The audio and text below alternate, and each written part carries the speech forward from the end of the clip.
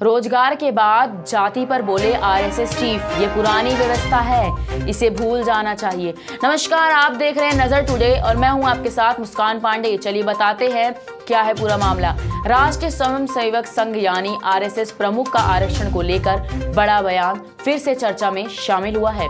नागपुर में शुक्रवार को एक किताब के विमोचन के दौरान सरसंघ चालक मोहन भागवत ने जाति और वर्ण व्यवस्था को खत्म करने की अपील की है।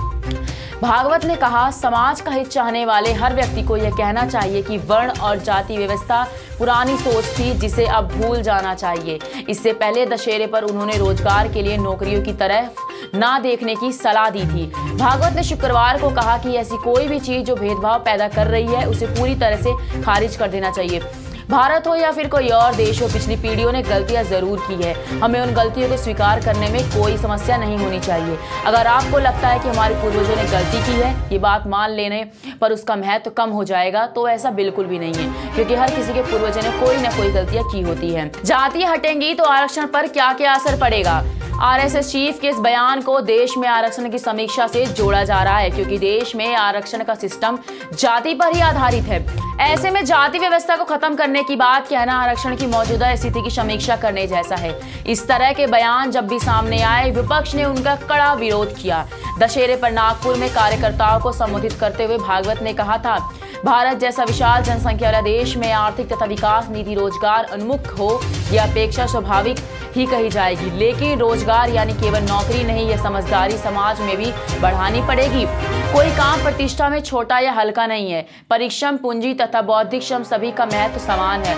उद्यमती की ओर से जाने वाली प्रवृत्तियों को प्रोत्साहन देना होगा। स्टार्टअप इसमें अहम भूमिका निभा रहा है। इससे और आगे बढ़ने की जरूरत है। संघ प्रमुख के इस बयान पर पलटवार करते हुए आरजेडी सुप्रीमो लालू प्रसाद ने कहा कि आरएसएस की ठग विद्या से प्रशिक्षित एवं संघ की महाझूठी महाकपटी पाठशाला से निकले जुल्मेबाज विद्यार्थी सालाना 2 करोड़ नौकरियां प्रतिवर्ष देने का वादा कर वोट बटोरते हैं।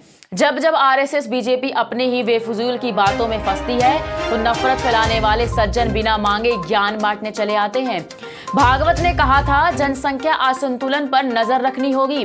भागवत ने नागपुर में दशहरा समारोह में वुमेन पॉपुलेशन एजुकेशन पर 1 घंटे तक की स्पीच दी थी। उन्होंने कहा कि एक व्यापक जनसंख्या नियंत्रण नीति की जरूरत है जो सभी पर बराबरी से लागू होती है। राष्ट्र हित को ध्यान में रखते हुए जनसंख्या असंतुलन पर हमें नजर रखनी होगी।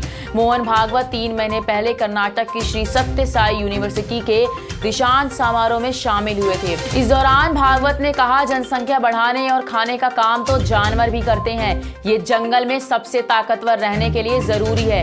ताकतवर ही जिंदा रहेगा, ये जंगल का कानून है। इंसानों में ऐसा नहीं है। इंसानों में जब ताकतवर दूसरे की रक्षा करता है तो उसे इंसानियत कहा जाता है। तो ऐसी लेटेस्ट अपडेट के लिए देखते रहिए नजर टुडे। नमस्कार।